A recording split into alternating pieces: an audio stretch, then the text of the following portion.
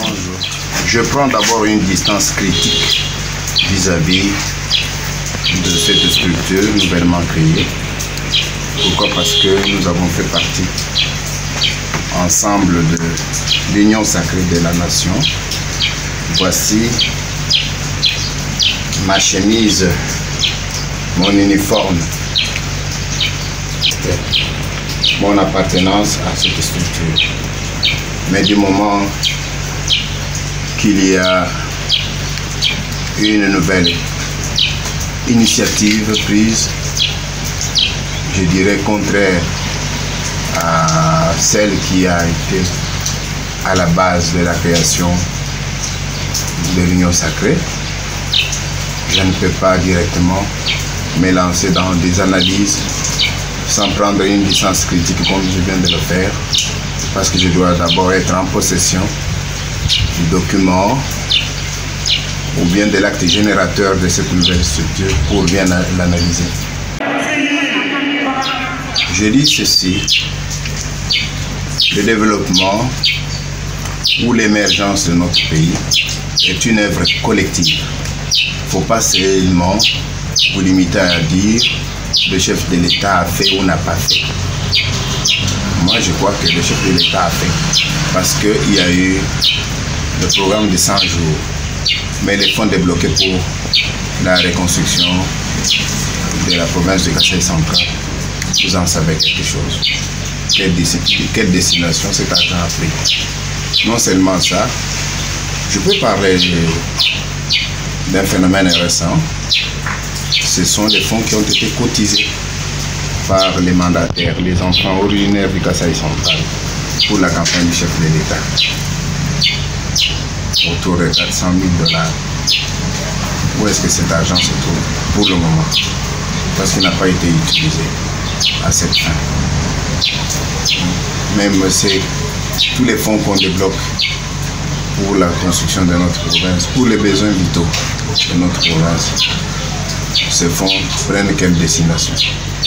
C'est à vous que je renvoie cette question.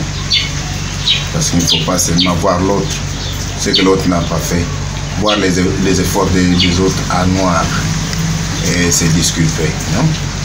Donc nous sommes tous responsables de la dégradation constante de la situation, aussi bien sociale, économique que politique de notre pays. En tant que professeur d'université, j'ai écrit ce livre, Éducation à la citoyenneté, guide de changement de mentalité. Il faut que notre mentalité change. Qu'est-ce qui s'est passé aux élections ici, où l'occasion vous avait été donnée de choisir vous-même ceux qui doivent parler pour vous au niveau des instances compétentes nationales. Donc vous êtes tout simplement limité à demander 100 francs, 50 francs, tant et si bien que ceux qui valaient la peine d'être votés ne l'ont pas été, ou bien ils ont été votés, mais la CENI a fait autre chose que ce qui a été apporté. Voilà. Je n'ai pas échoué, c'est pour cela que j'ai demandé à la population votante de garder le calme. Moi, par voie de droit, je vais recouvrer mon siège parce que je détiens de preuves irréfutables et convaincantes de ma victoire électorale. La requête est déjà entrée dans les délais réglementaires. La prochaine étape, mais je continue de travailler. Je suis professeur d'université, je suis acteur politique. Pour le moment, je suis directeur de cabinet du président du Sénat. Pour servir le pays, il ne faut pas nécessairement être parlementaire. J'ai été ministre. Donc, il faut trouver autre chose. Il n'y a que, je m'excuse, ce n'est pas une insulte, les gens qui n'ont pas du travail, qui font du bruit.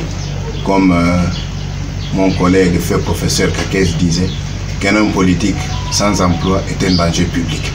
Ceux qui font du bruit, ceux qui menacent les autres, ce sont des chômeurs, parce qu'ils n'ont pas d'occasion pour se maintenir dans la vie.